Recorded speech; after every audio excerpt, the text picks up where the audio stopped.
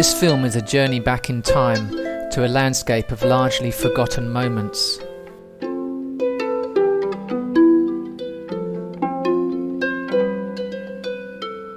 Before the internet and mobile phones, before 9/11, before the ice caps melted.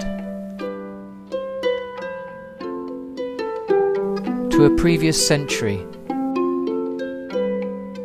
the 1990s.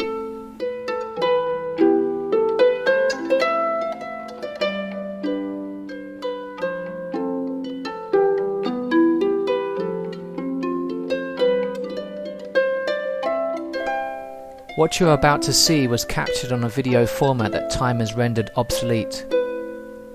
People who have passed away, places that no longer exist.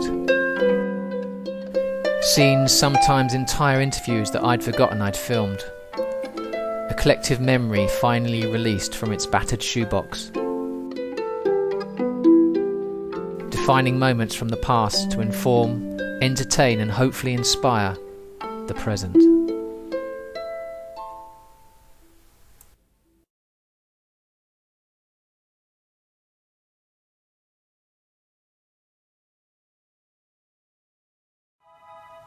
Here on BBC Two, Fiona Bruce reports on Britain's road wars.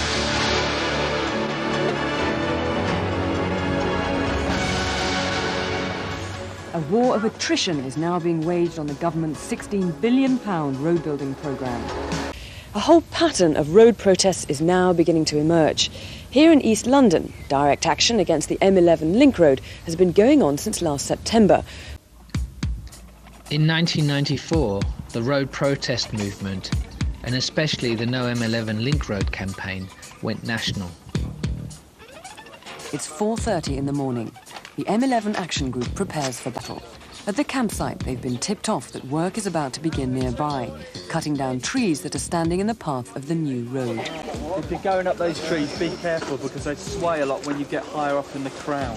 Well, we could do with more people going up there. The protesters keep an eye out for security guards from the construction site and for the police. You're on private property, could you please leave? Well, I can remove myself, but Right, will you please do? Will you please leave? You're on private property. But the protesters refuse to budge. The opposition quickly loses patience. The negotiations are over and the gloves are off. You are assaulting. Let go. You let go, mate. Just let go. Let go. What is your basis for holding me? Yo, we don't want no harm, man. Take your hands off him! No violence! No violence! This is a public highway! No violence! Clear off! Get your hands off him, you bullet! Get off! Hey, that's not me on a reasonable foot. Stop this violence! Poking your heads out. Sometimes the protesters succeed in holding up work for a whole day, but not this morning. Documentaries like this one began to appear, capturing the public's imagination. By 8:30 a.m, the trees the protesters fought to save are cut down. Kill a tree? Don't you think that's a little bit pathetic?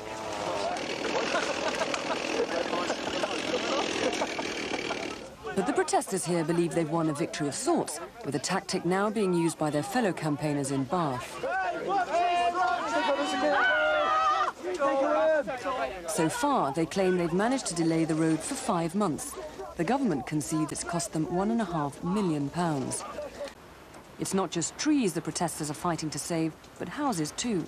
There are just a few residents left here now who've chosen to defy the bulldozers. Mayasa and I had been filming the emerging environmental movement, and particularly the No M11 Link Road campaign, for over 7 months.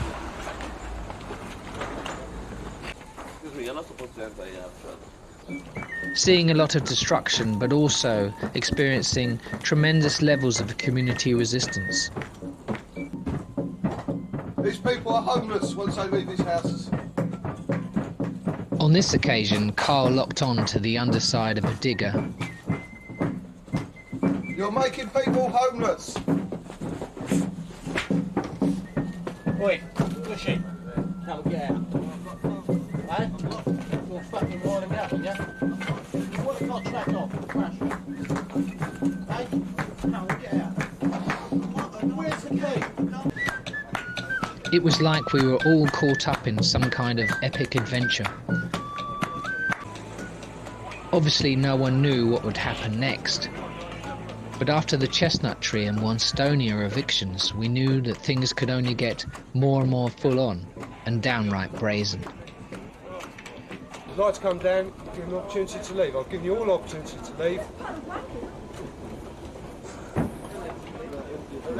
You're making people homeless. People used to live here ain't got a home to go to.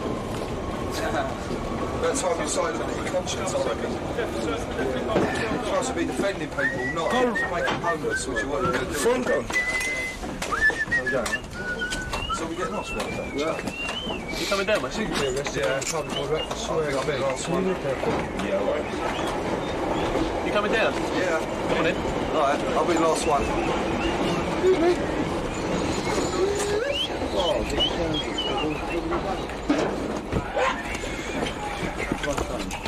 Your last one, Huh? Looks like it. Give us a copy of that when you finish with it. Yeah, why you make a cushion pension just to like quench your conscience? Oh, really nice to see you later on with that. And the old Bill ain't around.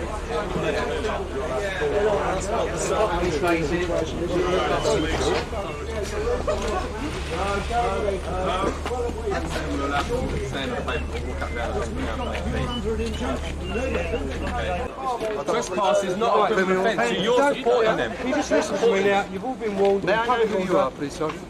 May I know your name? If you don't move along now, you'll be arrested for public order. Right, may I know your name? Why are you protecting these people when Sergeant Pierce, is it Sergeant Hughes? Why don't you serve your community? Thank you, sir. I'm supposed to be... Right, I've warned you all now to move away because you're causing a breach of the peace. How are we causing a breach of the peace? I'm telling you now. We're first we're harassing people, now we're causing a breach of the peace. I don't believe it.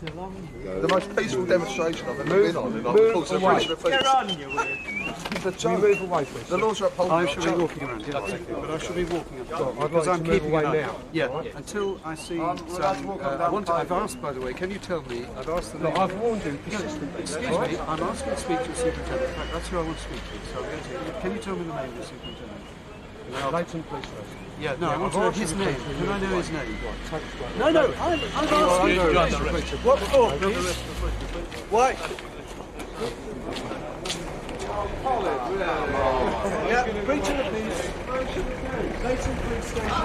Not asking for information. Hello, yeah, could I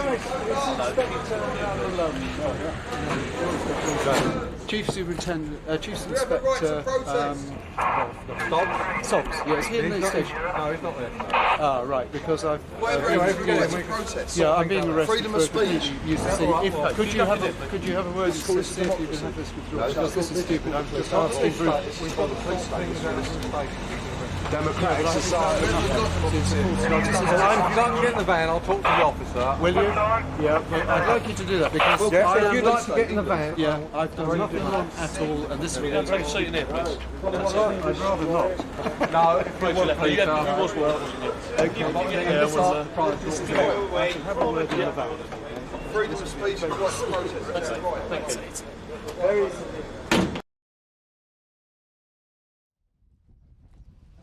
Leyton and Leytonstone housed the highest concentration of artists in the capital. In spring 1994, I visited the art house with local artist Christine Binney, encountering a little dog politics on the way. Oi! No! Go away. Come on. Prince! Bush, go home. Go on. Bush, go on. Prince, no.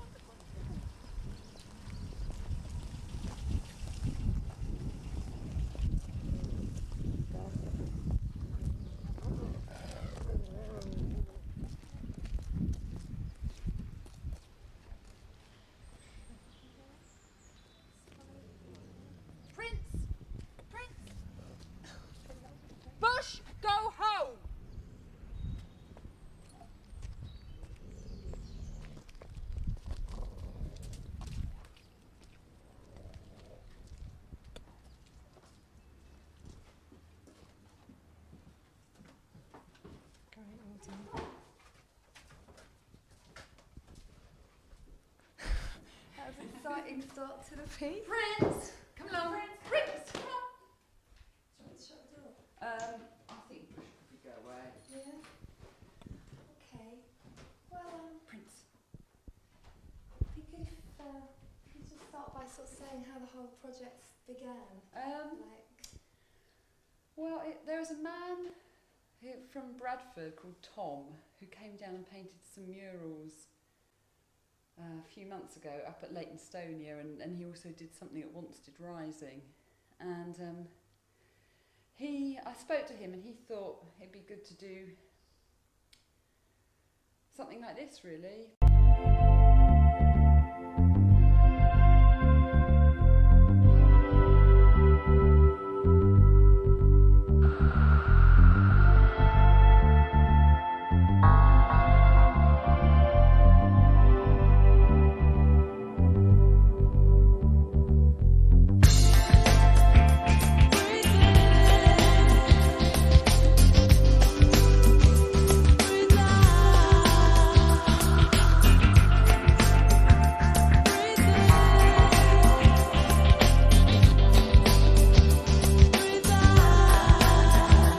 Took 6 days to do the whole house. We decided to have a limited time and do it intensively, so we invited people to come between certain dates.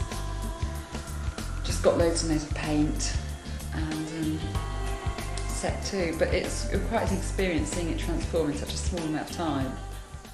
This was done by Steve, who is someone that's been involved in the campaign for a long time. It's a bit battered because it's been well used. It's been outside the High Court and to Megatropolis and all over the place. And it's a picture of every house that was standing at the time that he took the photographs, which was quite a long time ago, and a lot of these houses don't exist anymore. But it's a good record. This is the bathroom, and it was completely done by Lisa, who lives in Claremont Road. She's a resident that's lived here for about 10 years, I think. This drawing is by Mary, who lives in one of the houses which is going to get knocked down. And it leads you into the room that I did, and it reminds you, the writing on the wall reminds you that every step you take is sacred.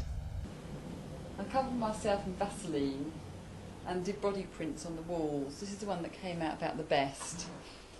And after I'd done the Vaseline body prints on the walls, I then painted the wall in red ochre. And I like the way the images are kind of like memories. So it's kind of like, it's almost like a feeling of something in the wall which is trying to get out, a sort of a strong presence, and like a red ochre connection to many generations of women who've given birth through the ages, I think. And a very old yet interesting panty liner that I found in the garden, which I've decided to keep in the room because it's so nice, and that's a bit of menstrual power. Well, this is a pot that I made, and it's got a poem in it. We are between the worlds, beyond the bounds of time, where night and day, birth and death, joy and sorrow meet as one.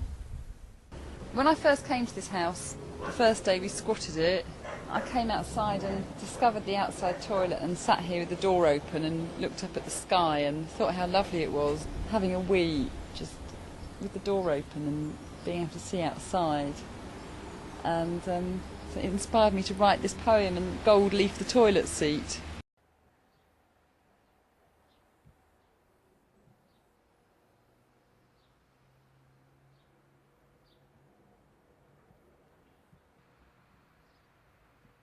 Hard to think that all this life is now the fast lane of a motorway. This was at the far end of the road. The remains of number 12 being scooped up. There's so much destruction around the place. Today you see another house get knocked down. People come here who are very angry. There's a lot of very angry people around.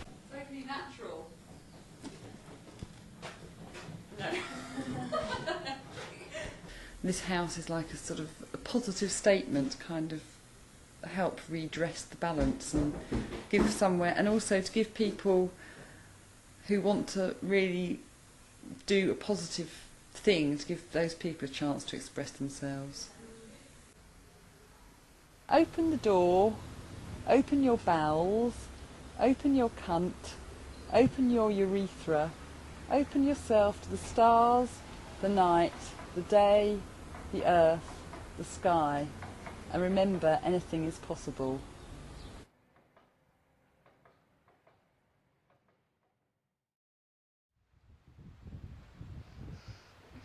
I got you him already. Oh. Where'd you pick that up? Number 68 Claremont Road. And we're here to visit Christine, Auntie Christine, in a lovely art house. Okay. Where'd you pick him up? This is in the kitchen. Hello. How are you doing? I'd moved away from filmmaking for a time to concentrate on full-time campaigning, so the vast majority of this footage was shot by Manasseh. Come to visit me.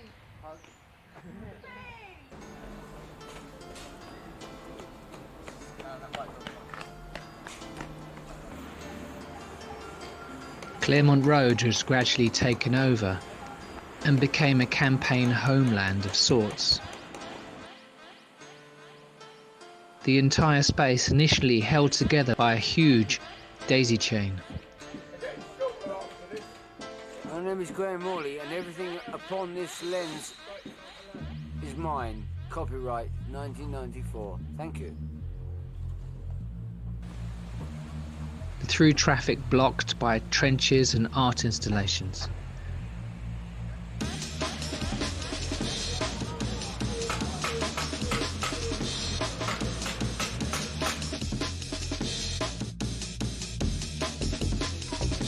There were tree houses.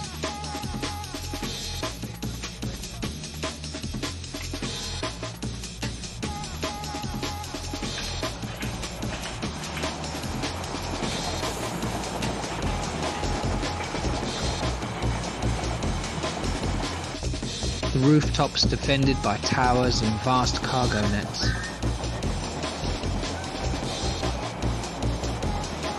There were two cafes, the Jazz Cafe and Cafe Clermonti.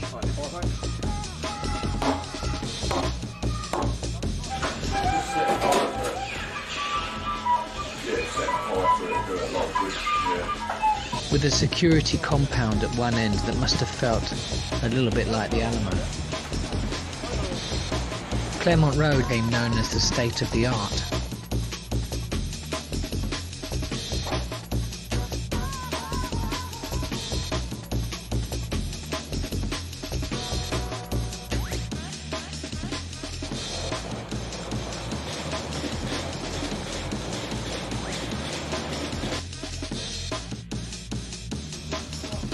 There were lots of overheard conversations.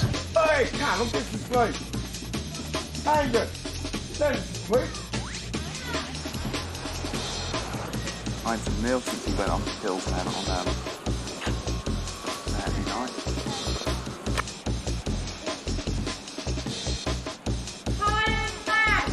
Any deals? Google! Liquor.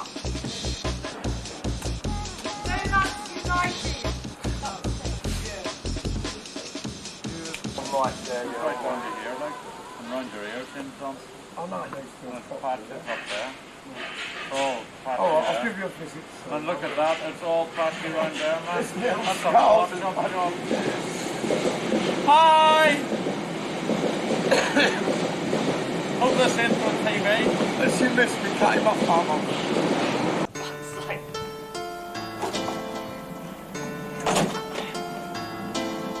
There were several bunkers. I mean, we could last 2 or 3 days down there quite easily. I mean, you can last a week without food easily, as long as you've got a water supply. And in desperation, I was standing 3 inches above the water table in this one, and the floorboards are loose, so we can actually take the floorboards up and drink the water underneath. So this might not be a very good idea. I worked it out just now. Only it's the same as, There was a secret tunnel codenamed Vicky after the VC, or Viet Cong. In theory, the idea is that as fast as they can evict people, we'll have people crawling back through that tunnel so they can discreetly pop up into another house somewhere. But of all the many defences, the most audacious was a 150-foot scaffolding tower.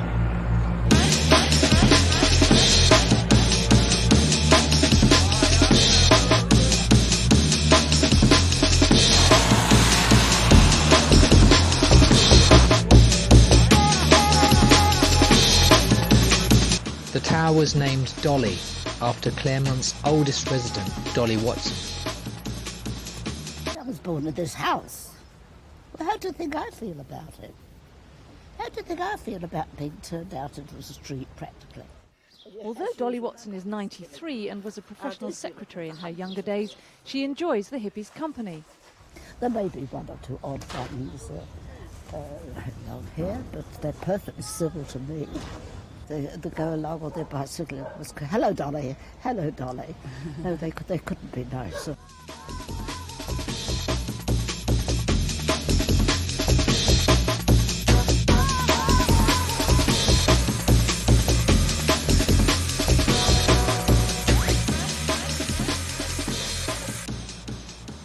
It's the last of the sun on the equinox, or equinox.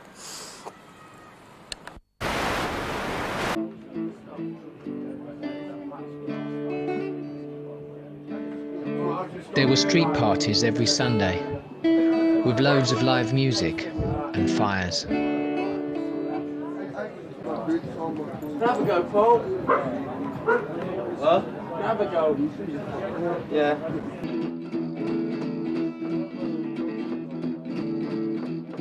They must be blind if they can see. The power's given to you and me. We'll turn the nightmare into a dream. We knock them down with a mighty scream. Fluffy! The day the cats came over here again. To put things back on the bed.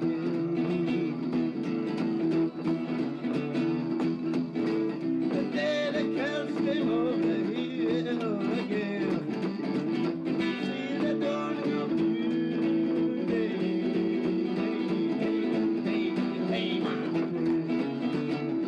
Like too many people in this archive, Rob is no longer with us.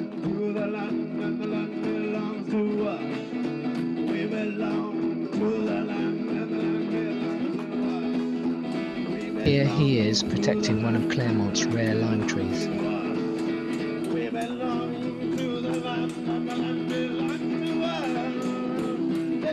the people came over here again. Put things back on the page.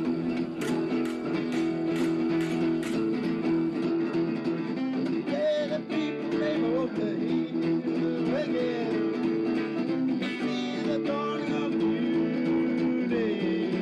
Hey, hey, hey, hey,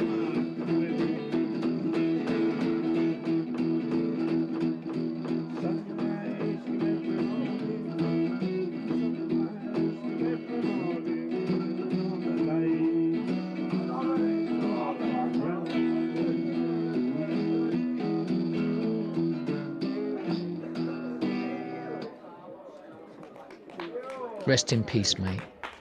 Where did that joint go? Nice one, thanks.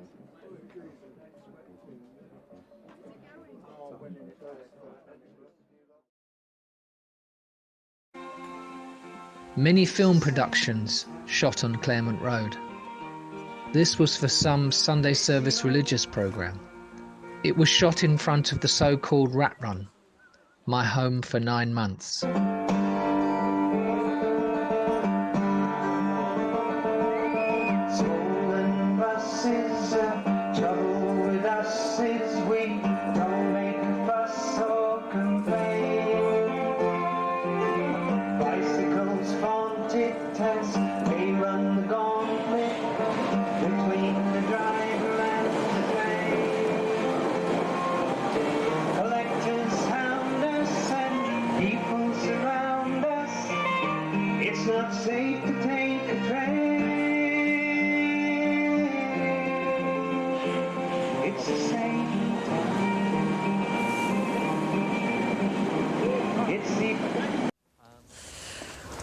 What happens in this house? Oh, this is doing two things. This is working as a bicycle workshop. You've got Henry here. He's mass-producing bicycles from bits and pieces we find lying around. So how important are they to the campaign? They're a central part of the communications. Of our ability to respond rapidly is, you know, geared around people being able to jump on a bicycle and get to wherever they're needed at a moment's notice. Okay. At this stage, things kind of switched around objectively. Hello. Who lives here? And I found myself being filmed by my Yasa. This is the bicycle workshop, as was. Now it's become the barricading house. In its time as the bicycle workshop, there was about 80 bikes came out of here to service the campaign. There's still sort of remnants of bike-making equipment all over the place, although the bulk of it is now out the front, and it's sort of self-service, and people come down and they sort of just tinker with their bikes and, you know, sort of fix things and sort of add things and then cycle off.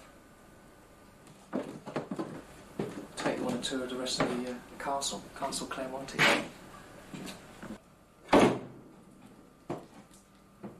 This is the front room of number 34. We tried to retain some sort of homely quality with the curtains. We've had about, I suppose, about 6 people fall through the floors. Yeah. I fell through twice. I don't think Cookie's fallen through, but Steve's fallen through a couple of times, and Yossi's fallen through. So we're kind of like an exclusive club, really. Oh yeah, and a guy from The Independent fell through once as well. Journalist from The Independent. It was quite funny. Lost his sunglasses.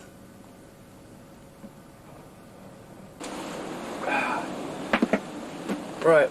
Well, that is the bicycle workshop. This is number 36, and this is the entrance to the Rat Run. It's about 5 months' work. It's cost us a couple of £100, and with any luck, it's going to cost the DOT about £1 million to get us out. So.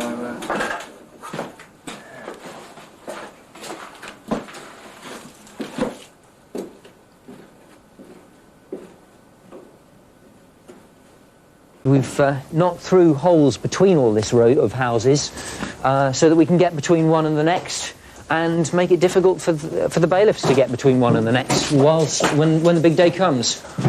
This is a sort of drawbridge-like gadget, which is the sort of defence we're going to be using to make life difficult for the bailiffs to get around. It does weigh a ton. It's actually part of a railway carriage.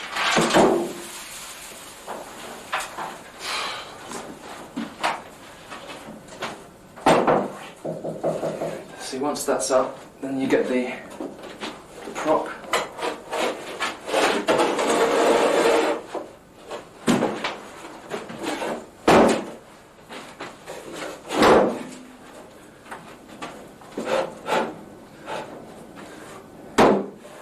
A few other things, sort of hold it in place, and then it's not really going anywhere.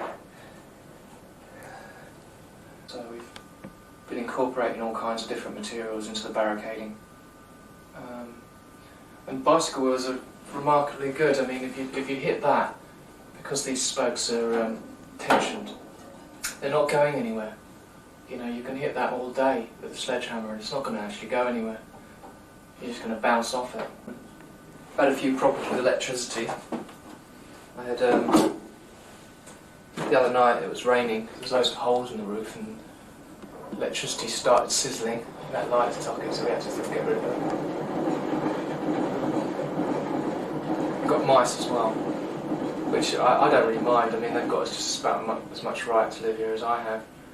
I find them quite comforting, really, sort of companions. They sort of scurry around the floor in the middle of the night, dragging what sound like sort of shopping bags around with them, but only tiddly little things. But in the dark, in the middle of the night, they sound like, I don't know, massive rats. You know what I mean? I don't mind mice though. I think they're pretty cool. Probably on their way home from Tesco's. The final defence is people going to be on the roof itself. Here are large oil drums. They've been filled with concrete with armholes so that you can stick your arm deep inside the concrete. They can't then unlock you, which makes it impossible. They can't drag you away? I've got my survival pack. Several survival packs. There's this is the M11 emergency ration pack. It's prepared and packed in the church hall by local residents, and it contains fruit juice, dried fruit and nuts, Garibaldi biscuits, fruit bars, penguin bars and barley sugars. And one of these packs should keep you going all day. So if we got into a siege type situation, you know, we'd have enough to live off. And these have been put into all the bunkers and the various tree houses up along the street. There's about 50 of these packs. Yeah. And we've got about 4 or 5 up here. Although a couple of weeks ago, I let someone actually sleep in here, and they couldn't actually resist opening one of these packs and actually eating all the contents. They got the munchies in the middle of the night and sort of just like tucked into them, and when I came in there was like, well, basically fruit juice, dried fruit nuts, Garibaldi biscuit packets and fruit bars and penguin bars all over the floor.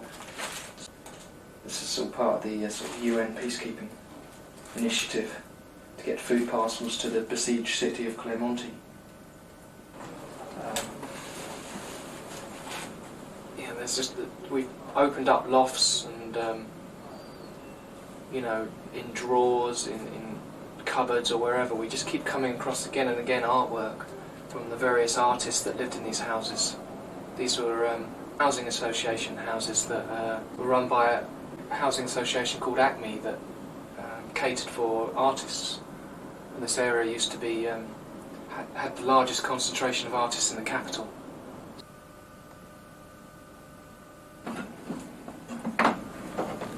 Ultimately, this is where we'll end up on the day.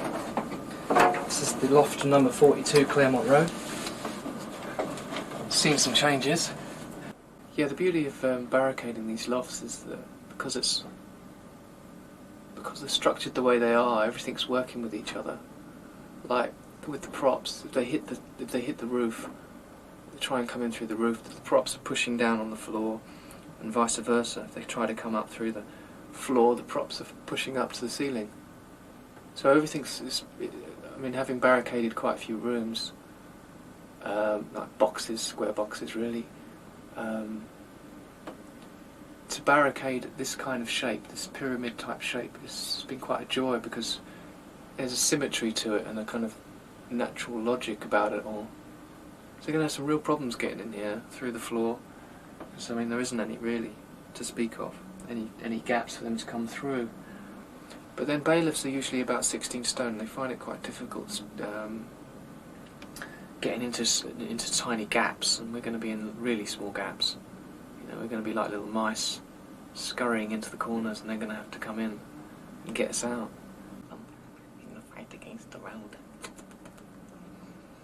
Half human, half rat.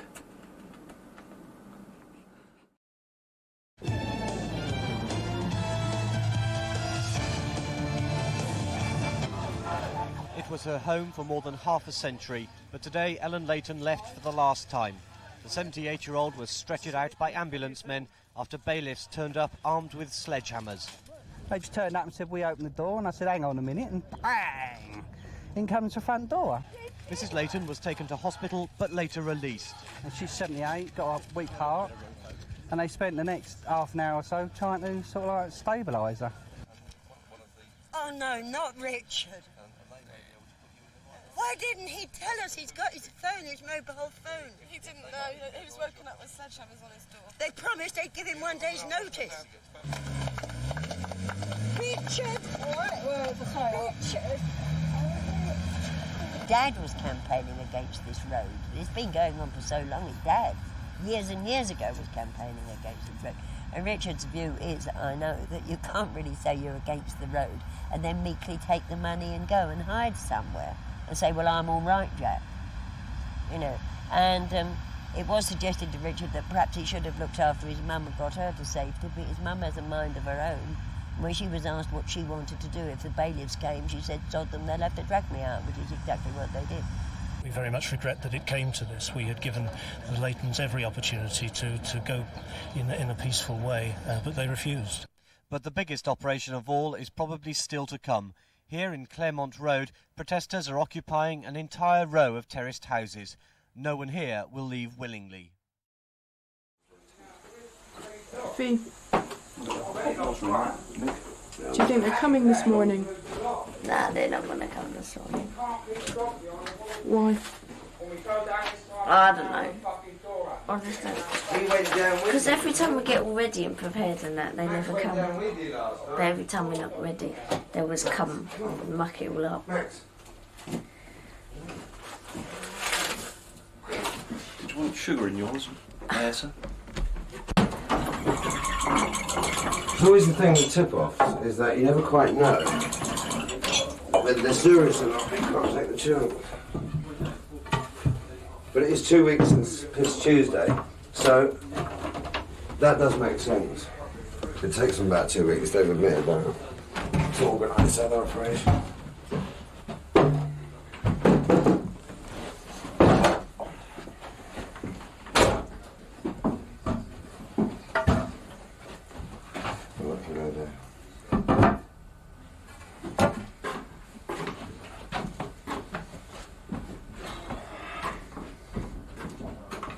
Just in case they do, you see, I've got to have someone saying that they're coming. They're coming. You're not videoing now, are you? Oh, right, yeah. Well, I think they're going to come, because you're here now, and and you was here before, so they're going to come and you're going to get it all on tape, see? And then, yeah, it'll be all videoed. And, yeah, anyway. What's this?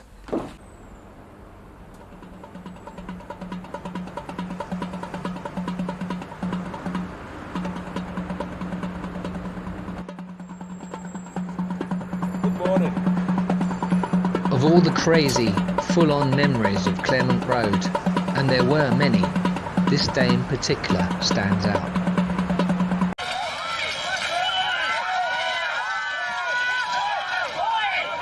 It had been 2 weeks since Piss Tuesday, when 500 police and bailiffs took 8 hours to evict and destroy 4 homes at the end of the road.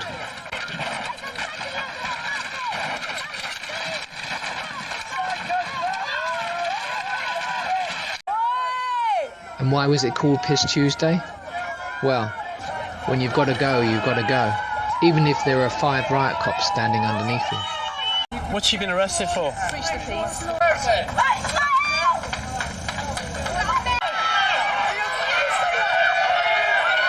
What was the last war for? We were fighting for our freedom. It sounds a bit affecting, but it wasn't, so I lived through it.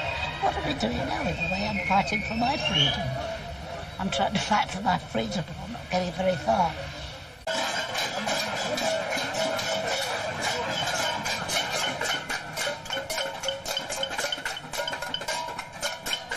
So, understandably, everyone was a little nervous, with a rush of last-minute preparations for the big one. Fuck, oh no, I'm tripping over his head. This is a photo and a half.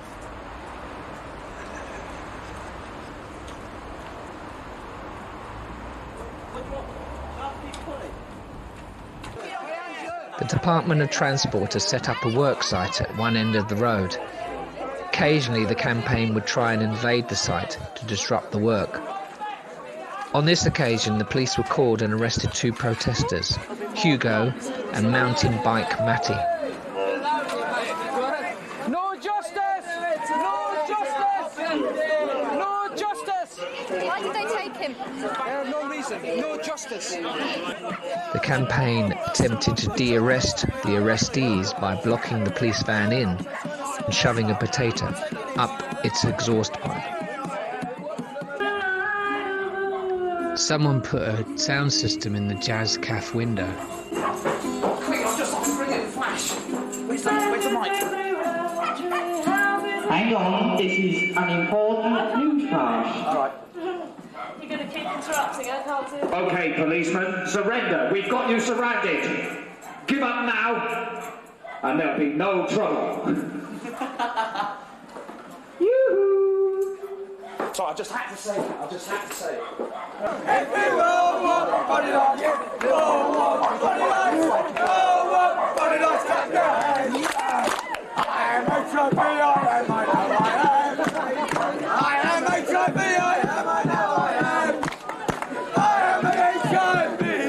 Okay, everybody, the rubber gloves are coming on, so it looks like a bit of a rest session going on here, unless they're into safe foreplay. So I think we should really consider about locking on to a bit of love, why not? It was Cheesy Keith's birthday. Let's do my road song. Yeah, keep it fluffy out there, people.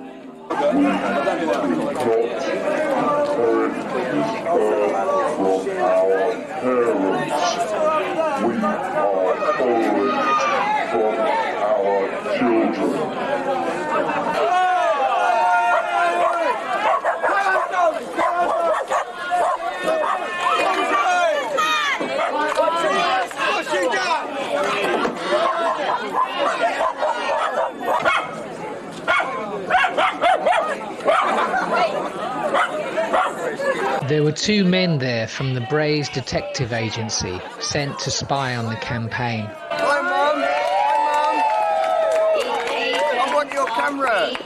What's this button here? Keep your camera really safe, because they've been trying to get cameras off people as well. You must be ashamed of what you're doing. Send more witches to us for Charlie Tango Road. 20 witches with me. We need more AIDS victims down here, please. Can you please send some more AIDS victims? Witches. Right. Okay, you'll be here within the Up, blokes, and that. We're going to clean all the filth off the street, okay?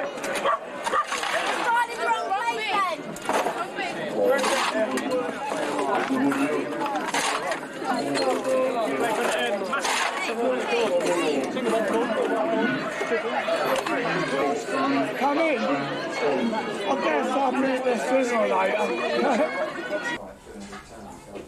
Yeah, it's been an adventure, you know, not only in what we believe in, but also in what, you know, what it means, you know, the actual, the sort of way we want to live. So it's, you know, it's just mushroomed into all those elements rather than just being about the road. And although the road hasn't really paled, it's still there, and it's going to come, and we're going to try and stop it in a physical sense. All the issues in Claremont Road, for me and now, are all about, you know, this sort of spiritual energy that we've created somewhere, and what to do with that, you know, now after Claremont Road. The pleasure principle is just simply the way we do things and how we enjoy them. And if we don't enjoy them, our motivation to do them becomes, well, it changes and it becomes like a duty or a responsibility. But if it's a pleasure, then those sort of concepts drop away, and, you know, we just go forward because it is fun and it is a pleasure. I mean, the way we live in Claremont Road is, you can just, I mean, just by looking at Claremont Road, it's just a free and open and relaxed and anarchic, completely spontaneous way of living. I mean, you know, we've had this big issue about lunch outs. The thing with lunch outs is, well, hopefully that one of the things we've learned is that a lunch out doesn't really exist, because we're all lunch outs. We all, you know, take time off doing different things. And that is because we enjoy doing it. And Probably. We can pause if you want to do that. Can you? Yeah. Yeah, I'll just stand here. A message for all of you. It's got to break that broadcast. Stops here.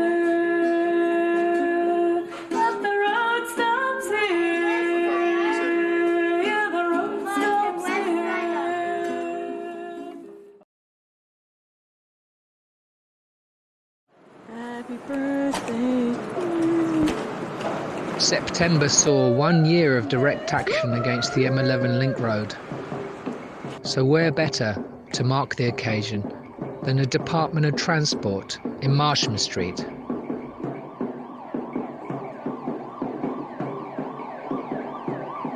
People that used to live in Claremont, they used to live in Colville, they used to live in Wanstead. And for the animals that at the moment go on Bush Wood that won't be able to go there anymore, it's not a happy birthday for them, it's just a celebration of a year's protest. Still really awaiting a birthday cake, and I wanted to sort of do the main ranting bits when we've got birthday cakes and we're looking fully colourful, so please hold a moment. Have we got a van here, do I hear? No, I'm not being rude, I'm not being rude. There's no problem at all, that's all, just some idea. Steve Johnson, let's crack the bubbles. Yeah, 1 year on.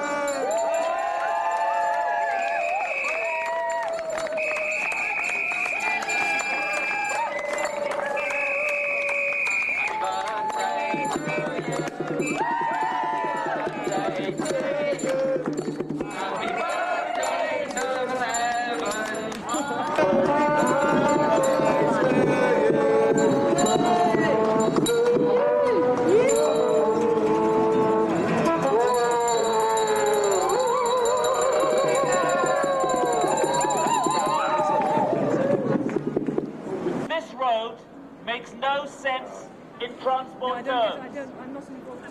It was first devised in 1953. 1953. First put on the cards in 1963. And they tell us today that it's relevant to London in the 1990s. I don't know them, you know. What nonsense. One way or the other, it seems that they're determined to silence us. If it's not an injunction, it'll be the Criminal Justice Bill. But either way, speaking for myself, I'm determined, as one of the people who's had a writ served against me, I'm determined to carry on protesting. Well done. We've still got heroes. And the fact that they're trying to silence us 1 year on just proves that we are, in fact, being seriously effective.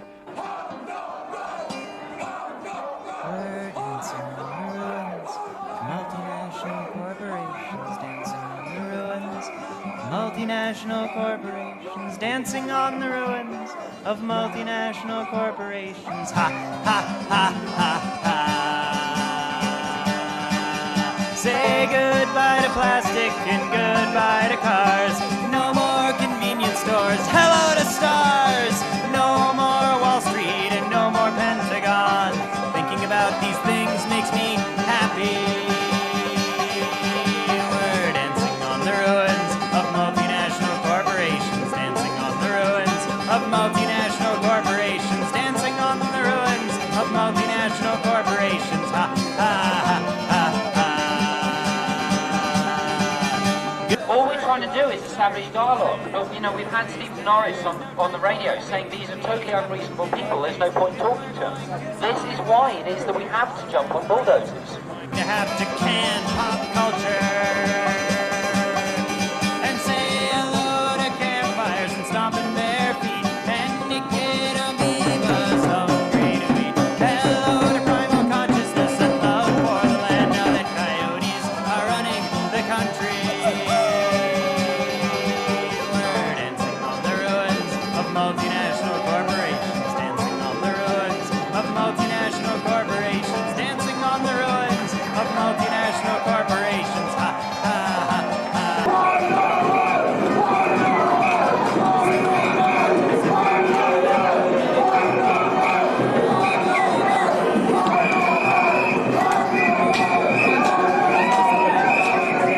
So every little bit more money they spend is less money they've got to spend elsewhere for everybody else. So you're doing a good job, and you're doing a good job being here today, and obviously we're the righteous because the sun's on us. Thanks a lot.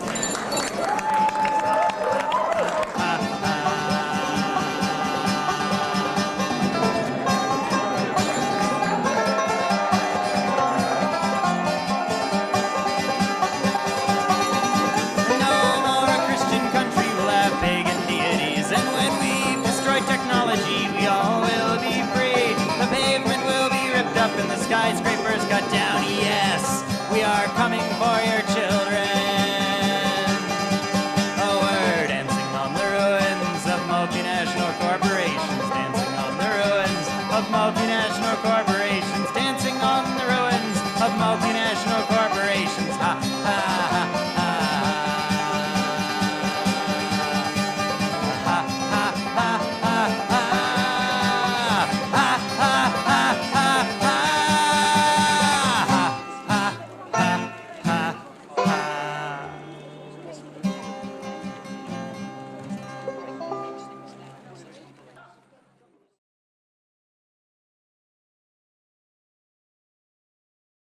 On the side of truth and justice.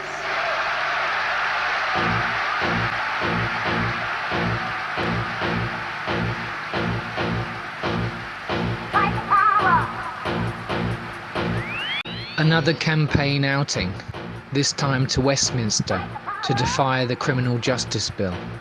We're gonna fight until we win! I've done it!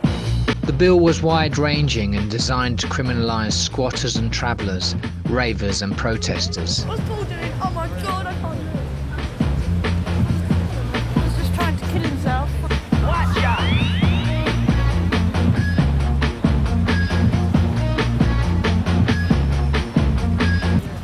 Yeah, oh my god, it looks brilliant. The beaver's a bit fucked, but now it looks really good.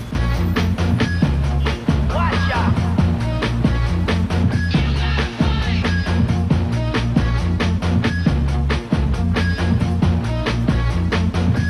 So funny.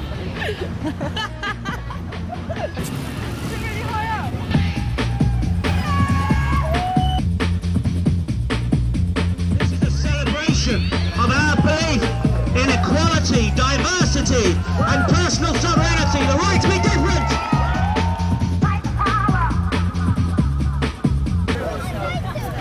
What it is, Max, right? They don't agree with the government. The government changed the law, okay? They're changing it for their benefit, not for our benefit. I mean, is there anybody who can speak for them that wants to go and talk to my boss or anything? No, not really. Yo, Alison! In fact, no charge, man, no charge. No charge? No charge. Sweet ass. So tell me, I mean, obviously you'd like to be on Not at all. Personally, it's nothing to do with the personal thing. Those five up there is satisfying to me. That is absolutely beautiful. The banners up, people will understand what it's all about. They're going to take their own, they're going to take their chances. I mean, they have to face up the charges that might be raised against them, but everyone's got a right to protest. Oh, my job is they'll beat the shit out of course. I mean, maybe it's too easy to reach the roof of the House of Commons. I got in and I got halfway up the wall, and the thing was so tight to the wall, I should have come down and changed my mind then. What, that drain pipe? Probably that one there.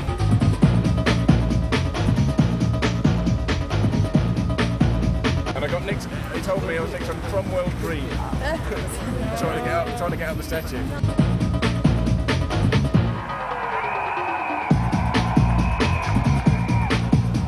A lot of people are going to be fighting this bill.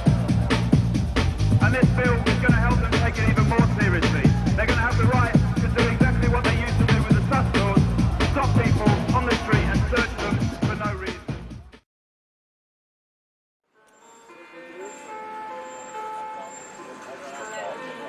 And so to the last act of Claremont Road, the eviction. As usual, we were tipped off by the police.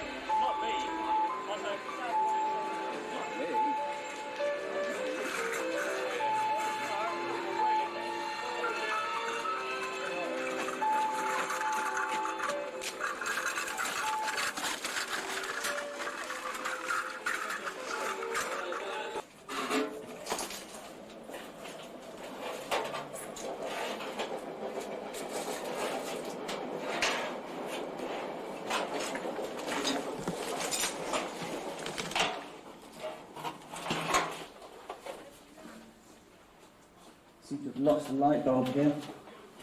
We build them, we decorate them. You're the builder and decorator. Yeah, we're the builder. We fluffy them up and we live in trees. Do you actually sleep in there? Yes, it's perfect. How long have you been living out? Can we come and have a look? Is that all right, Leslie?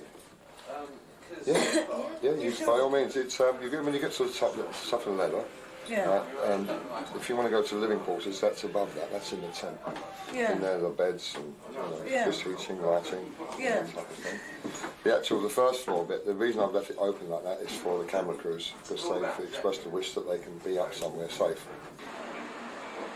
Mayasa kept it together and pretty much shot all of this footage, basing herself in number 15.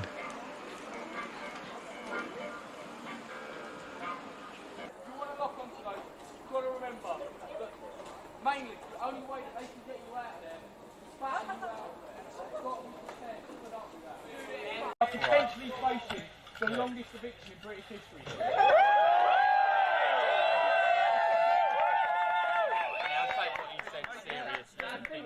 So only do that. You will only make the headlines. You will only fucking draw attention to what we're all about. If people are willing to stay and stand. Who has tea without sugar? Tabs. One here for you. Mike, how come every house you live in gets evicted? Because the bailiffs take a particular delight in haunting me. And they always find out where I am and make a point of evicting that first. Mike, the camera was on that shelf though, where's it gone? It's now in my pocket. So is it a personal thing then? Yeah, I think it is. I take it all very personally. I don't think they're particularly interested in building a road at all. That's yours, isn't it, Carl? This one goes onto the arm like that, and outside there are two ropes, one top rope and one bottom rope. That clips onto the top rope, yeah, giving you support, so that you can basically move all around the street without touching the ground. Well, the things that will make the eviction last for several days. Is that what you're estimating? Yes. Yeah. I mean, it's going to take them several days to deal with the tower and with the bunkers. Where are the bunkers? Only one of them is known where the location is. We've told the bailiffs, we've met with the bailiffs to talk about health and safety stuff. Really? And God, this is all terribly civilised. Yes, I know. It's like a medieval war where you decide what battlefield you're going to have. We started the meeting with this sort of recognition that they've got a job to do and we've got a stand to make, but we have a common interest in making sure that no one gets hurt. We've got our party poppers for the party. What party would that be, Tony? Oh well, there's all these guests coming, and you know there'll be funny men in yellow jackets, and funny men in blue helmets, and funny men with riot shields. They're a funny combination. They often come to parties, and they want a gate crash. But I object to it on principle. I've seen my friends dragged out of their houses in these streets. I've seen the desolation of their homes and their gardens. I feel very, very strongly about what's being done to a residential neighbourhood. Drive this monster of a thing through. Can I take your name? Yes, Jackie, spelt with a Y, not I-E. Yeah. Carpenter, as in woodwork.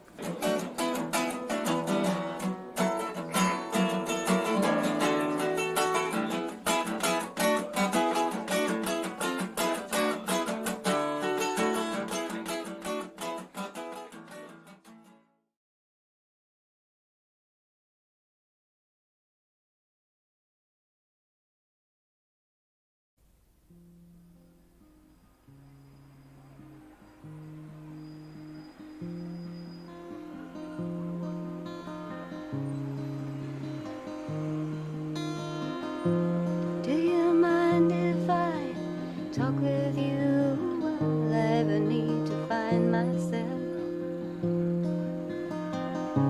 Stranger to my own reflection. All I ask is that you listen to me. And as the leaves fall swiftly from the trees, I can feel the autumn on my face. And as the death of someone I have loved sinks slowly into my heart, changing me, I can feel it coming. You're changing me. Changing me, I can feel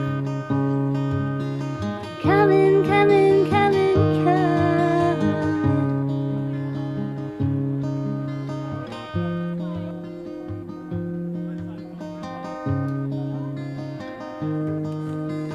Fields of smoke and cigarette scenes, dulling the shame of never reaching for my dreams.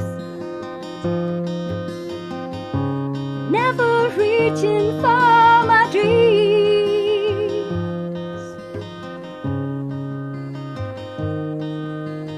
Frozen needs of an abandoned child, wrapped so tight it's hard to unweave. Sometimes it's hard to believe.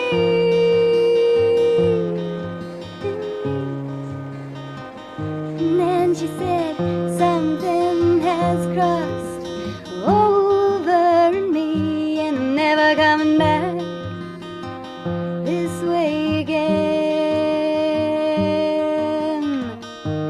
Changing me, I can feel it coming. Changing me.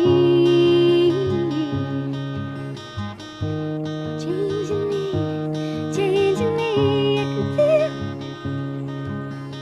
coming.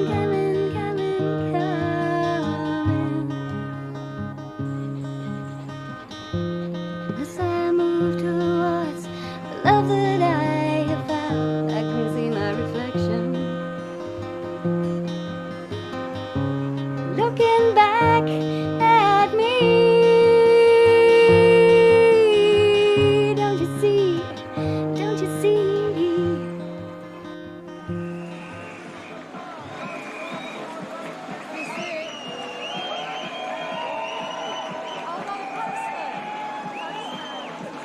Postman delivering. It's your lucky Bill Ann.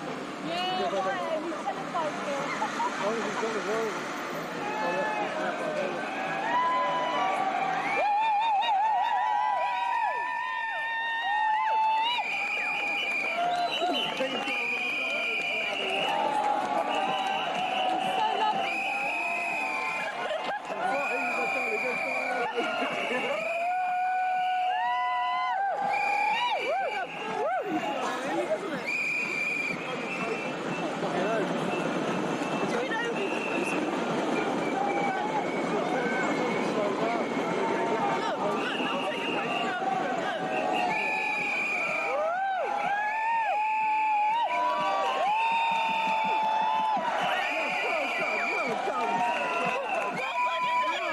Telephone bill.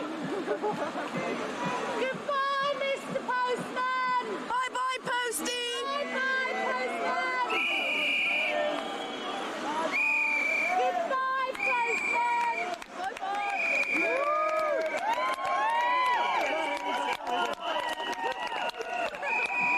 Thanks for delivering my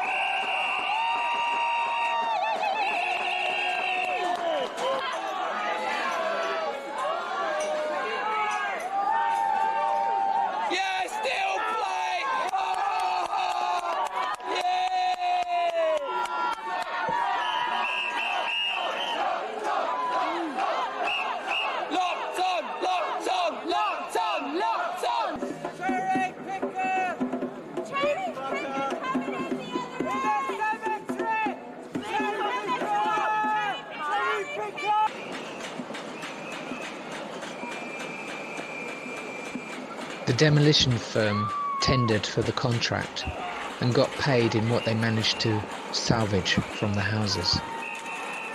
22p for a brick, 25 quid for a chimney pot. John Major's Blue and White Army! Darkness fell on the last sunset over Claremont Road.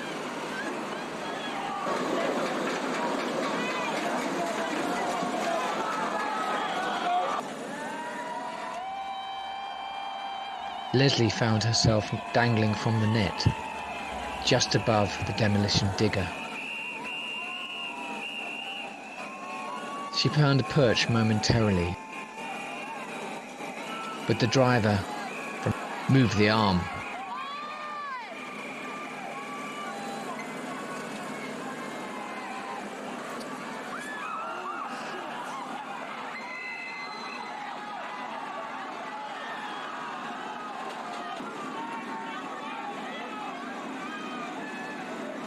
The police didn't even wait for a stretcher, but just hauled her off.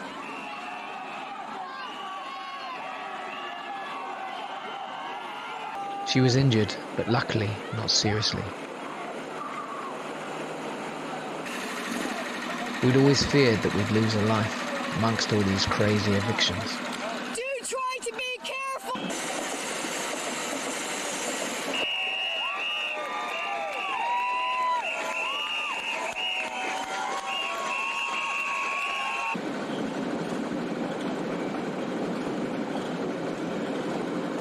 The most elaborate defences in Claremont Road include several underground bunkers buried beneath 4 of the houses.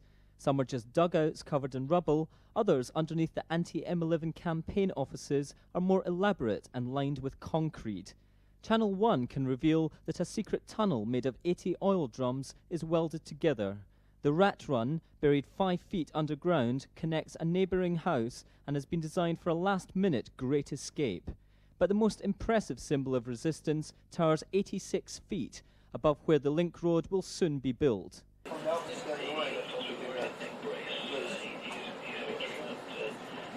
It's been another day of confrontation in East London as police and protesters clashed once again over the M11 Link Road.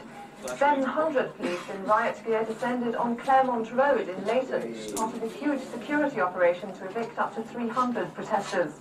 This time it could take days to remove the demonstrators who've been digging in to prevent the demolition of 40 houses in the path of the new road. Well, our reporter Jonathan Beale is at the scene now. Jonathan. Well, the battle for Claremont Road continues tonight, with hundreds of protesters still barricaded inside the buildings. The cranes have moved in, as have the bulldozers, but they say they're determined to stay. And this could be the last significant stand of the fight against the M11 Link Road.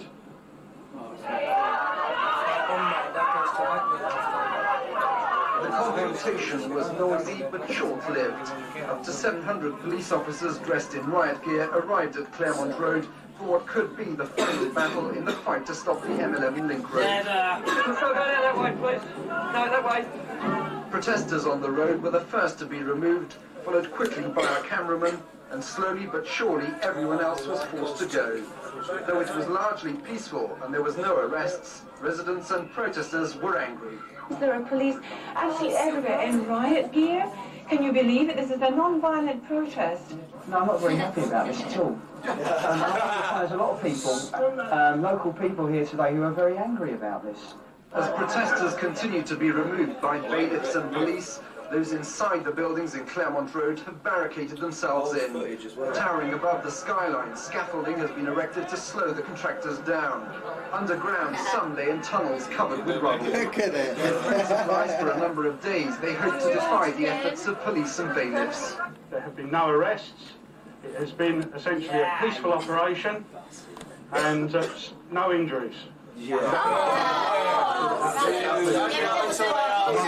Bear in mind, for the whole operation, no one on any side, if there are sides, is hurt at all. It's impossible to say how long it will take, simply because my officers don't know yet what they will be confronted with. The police have now blocked off all streets leading into Claremont Road. Journalists and observers have been prevented from going anywhere near the demolition site. What is now worrying is the fact that no one's being allowed near the houses that are occupied, and that includes legal observers and members of the press, and that obviously is a cause for concern. We've got to move people out from the immediate street for safety reasons, because there's likely to be either masonry or objects down. Certainly one of the sheriff's officers has already been hit by a flying paint. Inside the buildings, both sides are prepared tonight for a long war of attrition. It could take days before all are removed. The bulldozers finally move in to clear Claremont Road. Well, Jonathan, the police now have new powers under the Criminal Justice Act. Can they actually use them? Well, you're right, Gordon. They do have the power of arresting people for aggravated trespass under that act. But police have told us they will not be using those powers, and they've reassured the protesters too that that won't happen. So it seems unlikely that they will be using the Criminal Justice Act in this particular protest. And we saw that the cameras were moved on very quickly today. Do you know why that was? Well, we were told by police that was for the protesters' safety, for safety as well. I should add that we have heard that in the last hour, one woman has been injured, a protester has been injured. She was on some netting above the building, and... I've seen that before. Oh, I did that deliberately. That's all we need. I'm just going to play on TV. There's a candle on the mantelpiece. How do I agree? I'll put it under here. Right, just when we was cooking dinner. Light the fire in there. I just tried to stir it up and the lights were A few minutes after the blackout, the sound system kicked in again, with Lecky coming via the secret tunnel.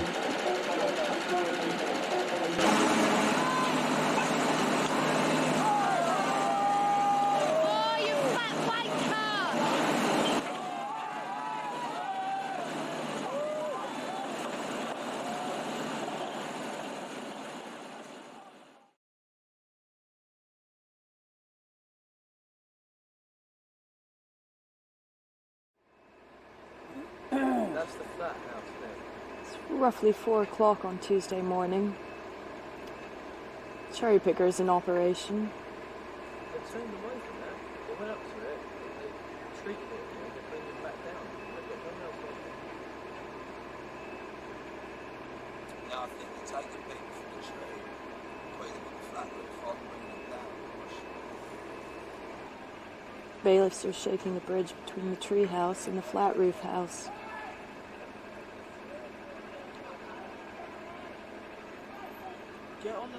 Even though someone's sitting on the bridge.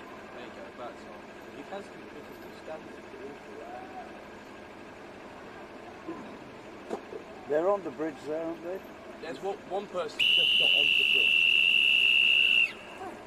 The man on the walkway was Jerry. A few years later, he would win the endurance contest, Touch the Truck.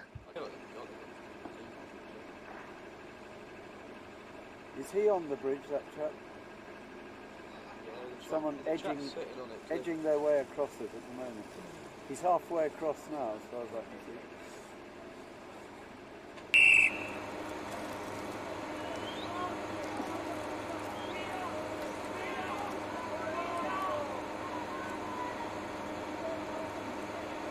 Have they got one of them? No.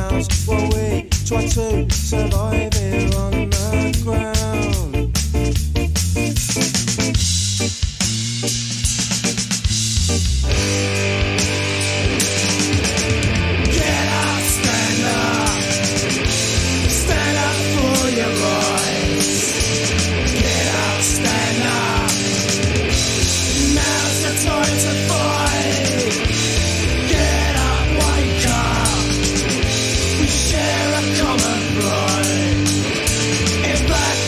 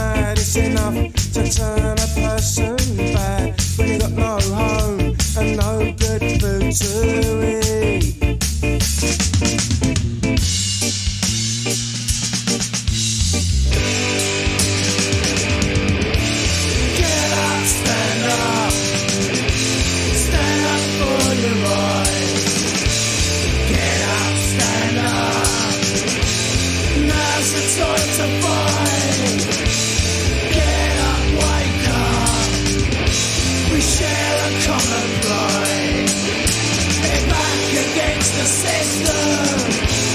Fight for squatters' rights. Yeah, there's still a few people trying to sort of get back in.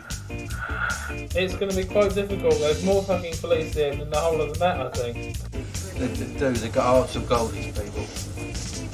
When you consider what they're doing it for, just so that everybody can have a safe haven. People have stayed up, been awake now for 24 hours, totally freezing cold, but they're still making a huge effort just to kind of, and still struggling for every bit of every room, every sort of house, every roof, and people have been running about in the nets with bare feet after their shoes have been taken off. And I mean, people. I think the thing there is that there's just a massive determination.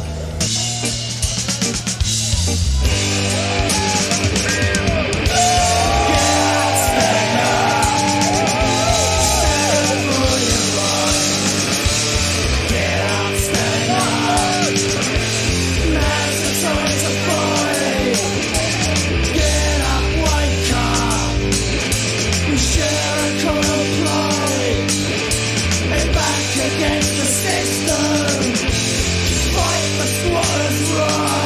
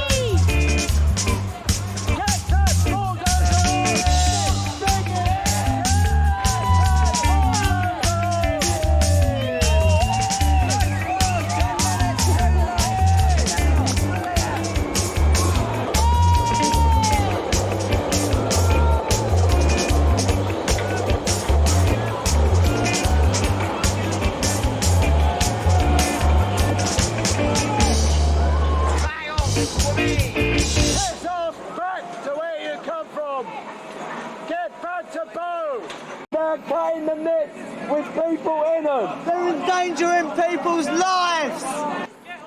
If you cut any more, the fucking net will fall. 7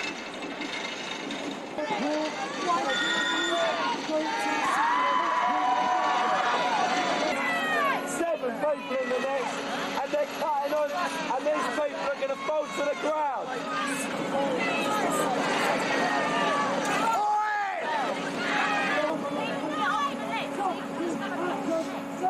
Yeah. Stay on this, cut it out.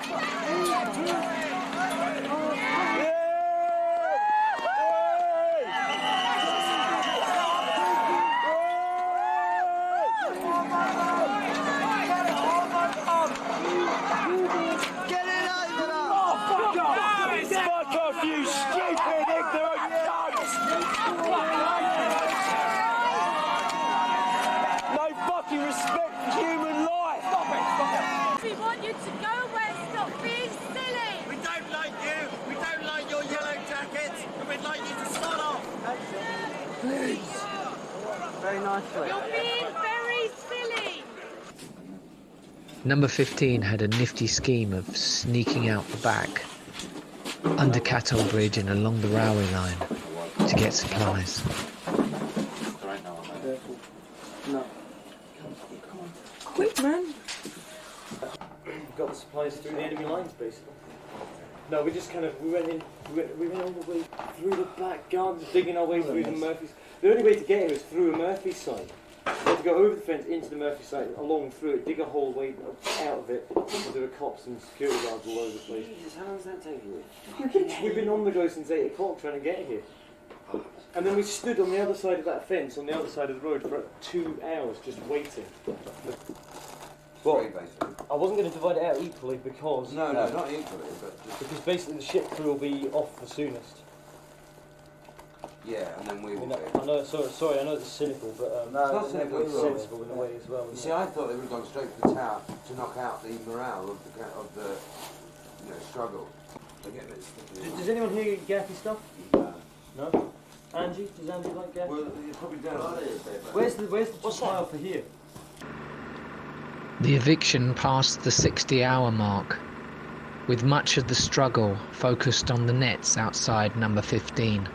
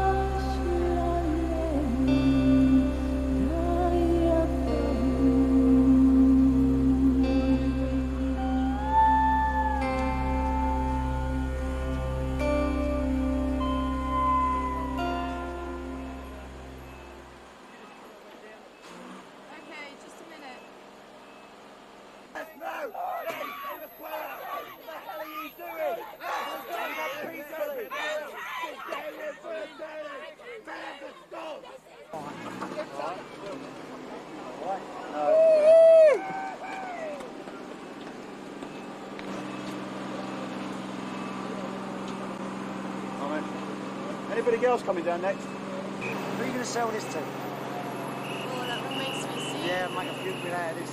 The tower lasted another night, with a guy called Phil holding out, alone despite freezing temperatures.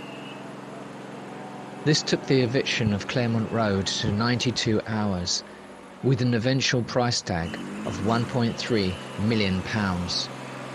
One of the largest and most expensive evictions in British history. Enjoying yourself here? Had a good weekend. It's been a bit cold. I thought it would be, yeah. Didn't get much sleep. I didn't think you would. Must be freezing there. Just over here. Where you been going to the toilet up here? We've got a bucket under Have the you? stairs, yeah. Oh, that's the one you keep throwing over the side, is it? Hello. Hiya. What's your name, please? My surname is Al-Malazi. Go on then. A-L-M-A-L. Yeah. A-Z-I. And your first name? Mayasa. Yeah. M-A-double-Y-A-S-A. Your address?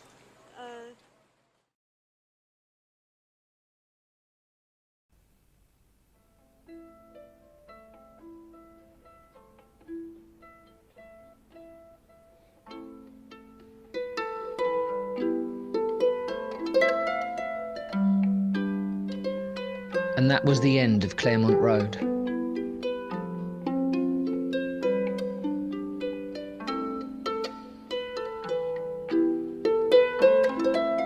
Freeing up hundreds of people to fight battles elsewhere.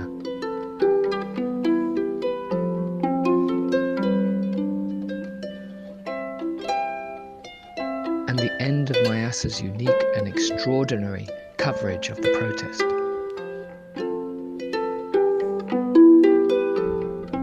But we leave part 2 with Dolly Watson,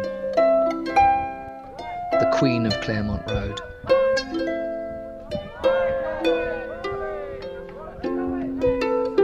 Who individually held up the Leyton end of the M11 Link Road for months. I'd like to have jolly well seen the finale. I wanted to be there at the finish. Dolly's now been moved to an old people's flat. She brought with her some furniture and memories of 93 Christmases at Claremont Road.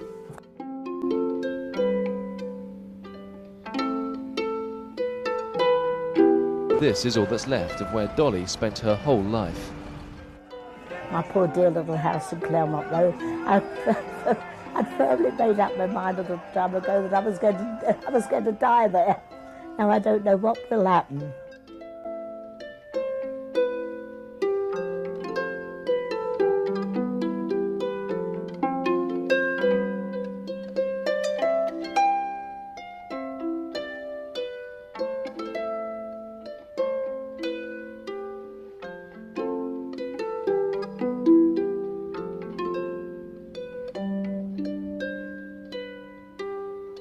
See you in part 3.